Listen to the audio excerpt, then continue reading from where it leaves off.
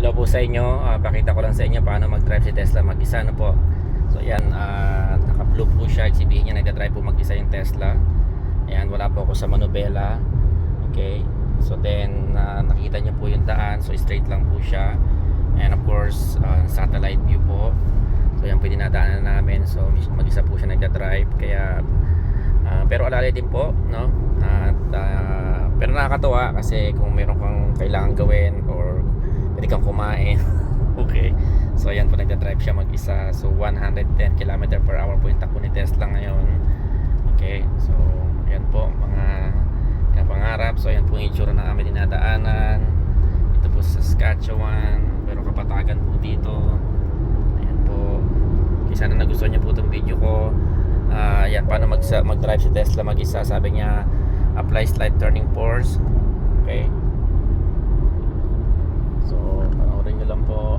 Ayan, may overtake po sa akin. So hawakan ko lang ng konti manubela. Pero batawan ko po siya ulit ngayon. Ayan, pinitawan ko po ulit. Ayan. So ayan, overtake ka nila ako. So ayan lang po. Hope nagustuhan nyo po itong video na ito. Paano mag-drive si Tesla mag-isa. Wala po yung paa ko doon, no? Ayan, drive po siya mag-isa. Okay.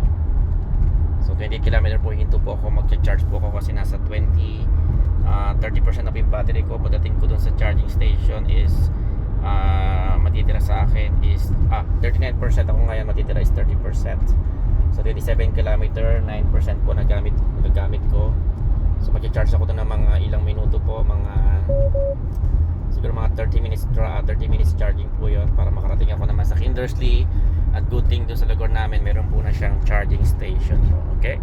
So salamat po. Hope nagustuhan niyo po itong aking pinicture ngayong araw na ito sa panonood at pagsubaybay sa pag-subscribe sa aming channel. See you po next week po, December 23 sa ating 1 PM Manila time para po sa ating raffle draw. Again, this is just the beginning of the raffle po. Marami pa tayong gagawing raffle. Then sa pag-uwi ko din po dyan. So subaybayan lang niyo po kami, share, like and share po, and invite more people to subscribe on our channel, and we'll give more blessing to everybody po.